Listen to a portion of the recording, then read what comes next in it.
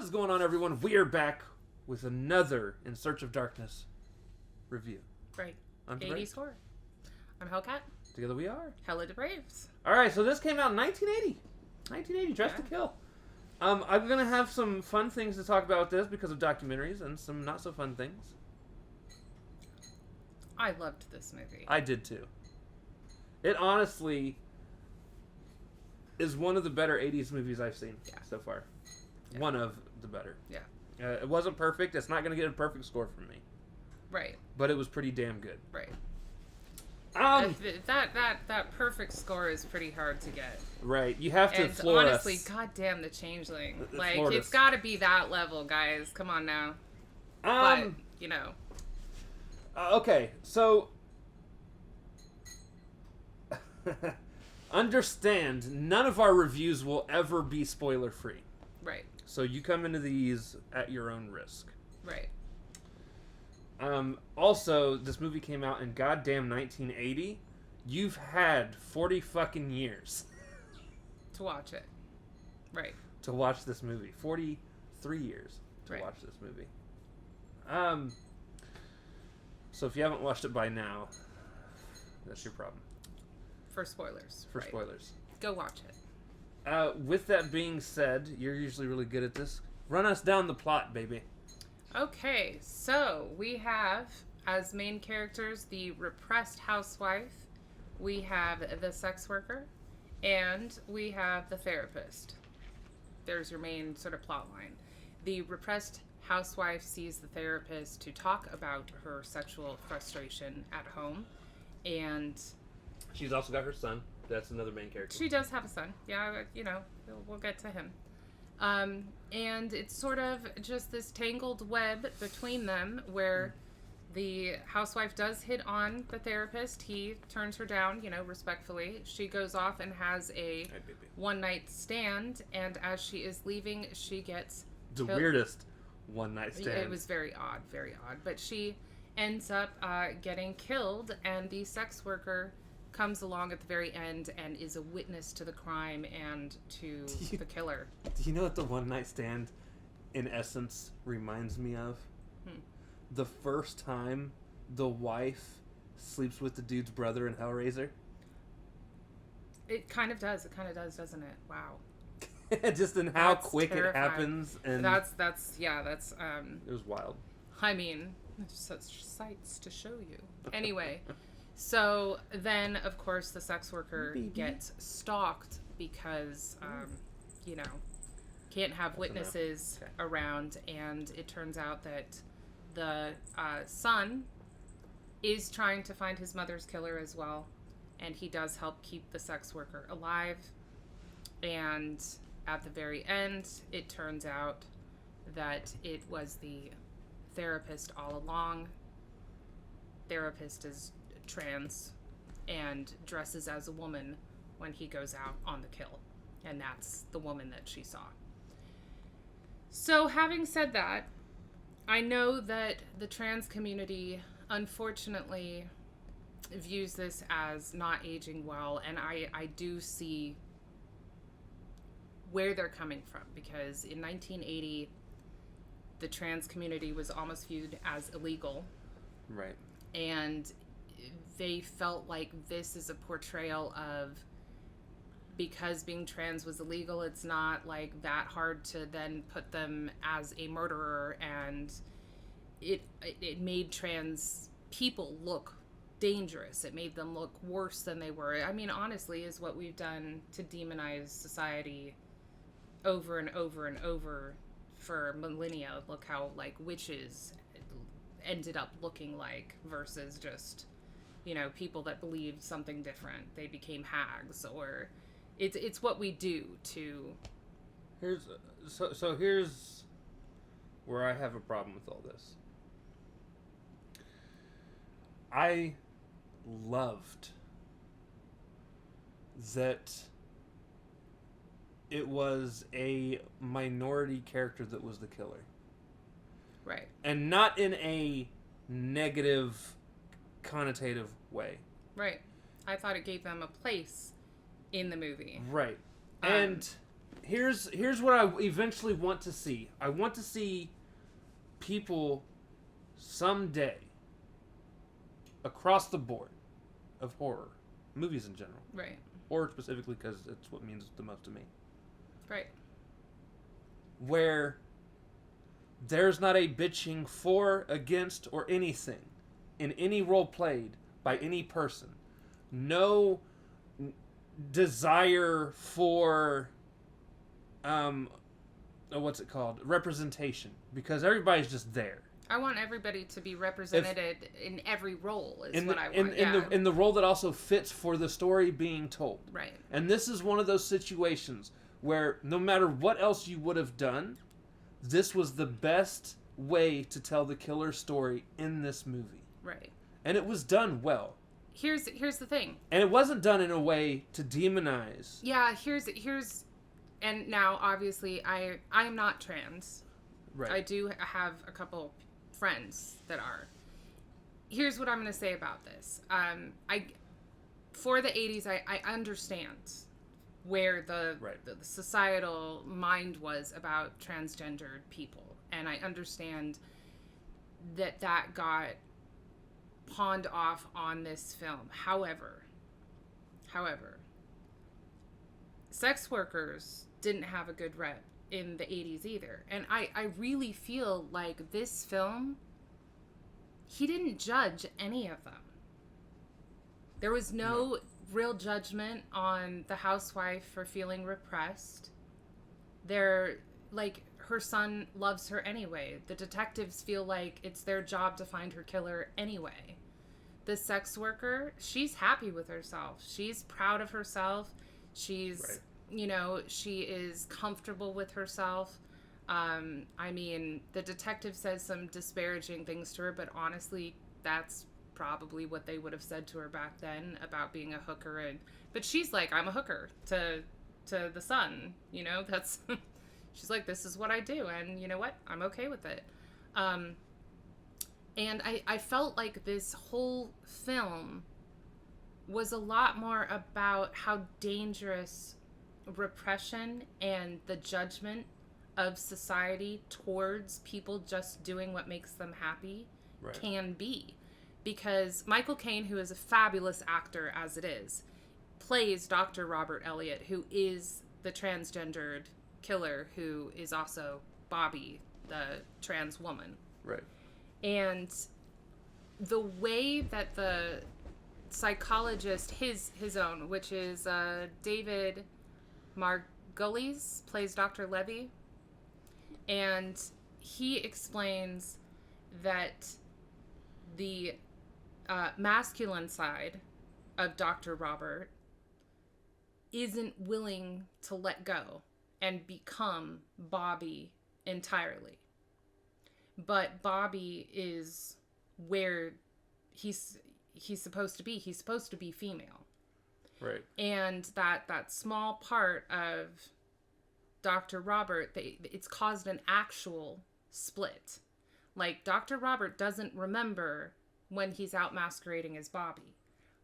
Bobby doesn't inform him. So it is legitimately like a alter personality that has, because he's so conflicted about his sexuality. Right. And I think instead of being disparaging and judgmental of the trans community, this is actually more a portrayal of like how incredibly difficult it is to be raised with such a strict masculine background, because the trans woman that is actually doing the interview on the TV that's in this is talking about, all the trans women that I know, quite a few of them come from masculine backgrounds, like the military or firefighters. And then you see him as a psychologist watching this interview, and like, you realize at the age that he's portrayed in this that he would have been raised with that masculine outlook, and really how hard it would be in a society that demonizes transgendered people in general to give into having the full sex change, which is what Dr. Levi Levy is trying to get him through. And he creates this split in his brain, which is not how transgendered people normally are. No. And I want to point that out. Like, I think that this movie actually did do a good job at the end with the psychologist kind of explaining that, to say this isn't normal. This is, he did this to himself because he fought against it so hard. It wasn't a judgment on being trans, or like the doctor was trying to get him the full sex change. So it wasn't against it. So I get why some people don't think that it's aged well, but on the other hand, I think that the whole movie's point was fighting against repression of sexuality in general, and that society shouldn't be casting all these judgments and aspirations on people in general. I mean, whether you're a 50s housewife, a sex worker, or a trans, you shouldn't be judged. You should be, because otherwise fucked up things are going to happen because you're not happy. You're going to have a split personality, or you're going to go off on a very sketchy one-night stand, which even if she hadn't been killed in the elevator on her way back to her family, the last thing she does is open a drawer in that guy's place and finds out that he's got venereal diseases. Right. So like, that was my take on it. I felt like the filming of this was quite lovely. It was definitely an art piece, an expose. It almost felt kind of like how they described Giallo. With the contrast of colors, the split screen for representing the doctor's split, but also when they're having, them cast back their thoughts to things that they should have noticed before. There's like the memory box at the bottom almost. The killer, you only ever see the gloved hand and the knife. There's the red herrings, so on and so forth. Right. Go ahead. I was just reading through some things.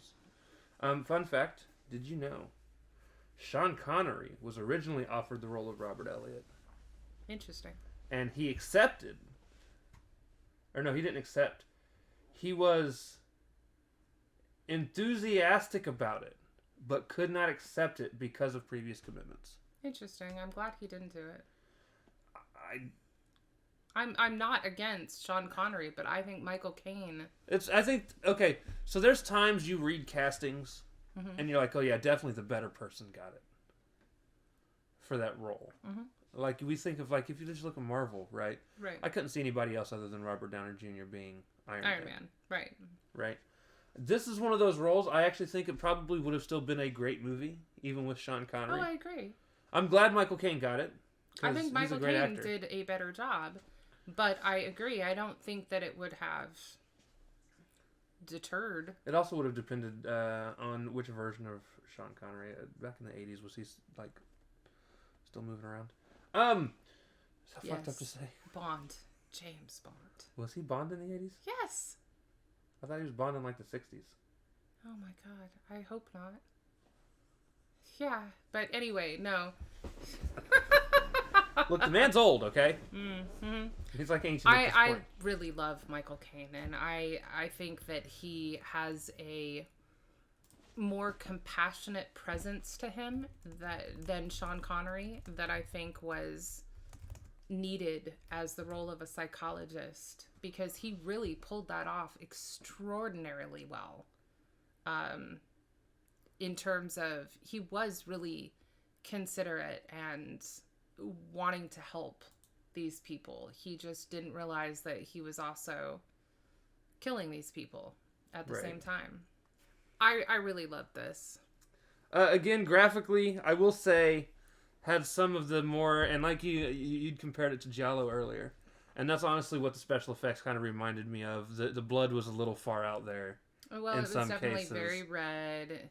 It was the very way that red. It spurted was not realistic. Anatomically correct. But it was supposed to deliver, I think, more the art and the effect than actuality. But that's how they film it in Giallo too. That's why I really felt like, especially since they were doing all the kills with like a knife and gloved hands and razor, not a knife, razor. Yeah, that's right. Sorry, the straight razor.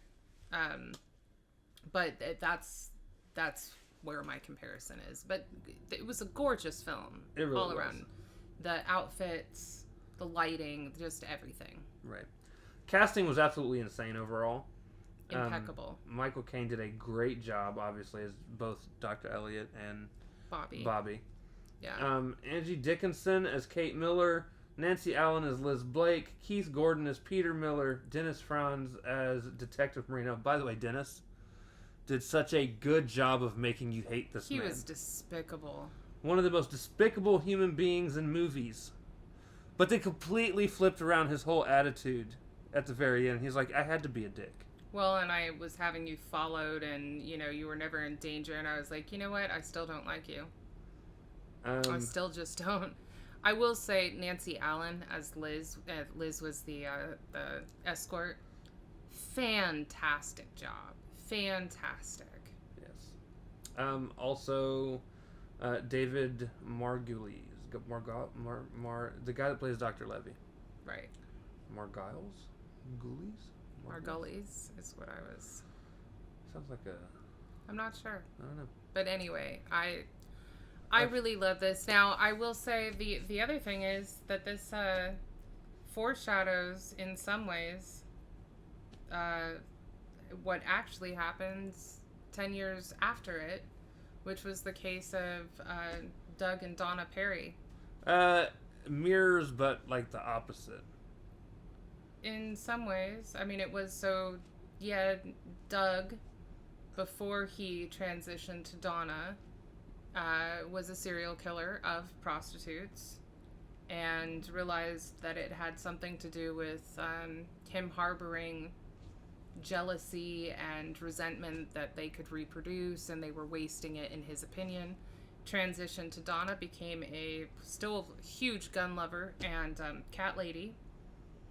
And it wasn't until DNA came out with she had a felony on record because of her gun loving days, that she was the person that had killed all those prostitutes. And her entire defense was, I'm not that person anymore. Donna made Doug stop. I never killed anybody. Take that as you will.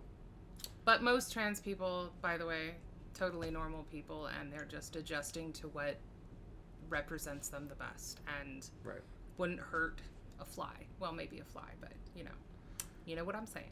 And one more fun fact before we rate this movie.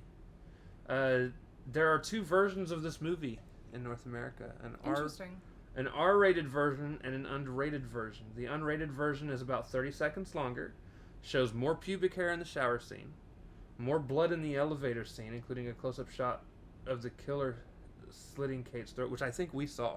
Right, I think we saw the unrated version. Okay. And more explicit dialogue from Liz during the scene in Elliot's office. It was pretty explicit. Right. Originally, the MPAA gave the movie an X rating, so they had to cut some things down. Pubic hair. It's weird that would get it an was X the rating. Merkin that did it. Right. Wow. People. Wow. Anywho, what do you give this movie, baby? Oof. This one gets a 4.5. 4.5 what?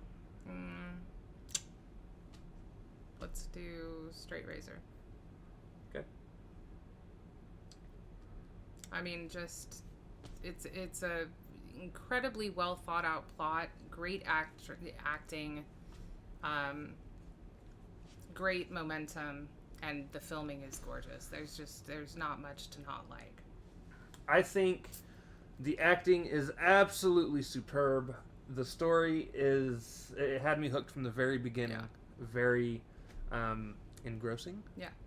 Is that the word I'm looking for? Yes, that is the word. Graphically, the graphics are a little bit more far out there in terms of the special effects used. Again, the slit throat, you could definitely tell was fake. Yeah, but again, I think it's the 80s as well. No, but because of the way this was filmed, I really think that was an artistic choice. Yeah. That's fine. Just not one that appeals to me. That's fine. I'm gonna give it 4 lipstick tubes out of 5. It's actually a good representation for it. Yeah. I can't spell lipstick tubes. Please tell me you corrected that. I have no clue. Yeah, okay. I know what I'm looking for, though. Anywho, that was a lot of fun. I highly recommend to anybody that you watch this, make your own judgment on it, and please, don't... I hope one day, maybe in 10 to 15 years, while not exactly portraying the trans community perfectly, I still hope that they look back. I hope they claim this. And claim this movie. I want them to reclaim this for them. I want them to be like, this is the first time that a trans person was portrayed, represented in a movie. Now, granted, Michael Caine is not an actual trans woman. Right. And again, it is a completely outlier type processy for a trans woman to do. But on the flip side, what horror movie ever 100% portrays anyone unless it's a docudrama, and then it's still not 100%. So I just hope that they look back on it and they're like, you know what? It wasn't meant to demonize us. Like, this is a person that has a serious mental illness, and it's actually for its time, the way that it speaks about repression and the dangers of repression across all of these different walks of life, all of these different types of females, and how we're repressing them, trans women. I'm including you in that. I think it needs to be reclaimed. Oh, yeah. Also, I wanted to touch on, because I don't think we ever did, real quick. Kate and her one night stand is basically, she follows this dude and plays cat and mouse through a museum. Finds him in a cab. He pulls her into the cab when she goes to retrieve her glove. When she goes to get her glove from him. Like, yanks her in. Yeah.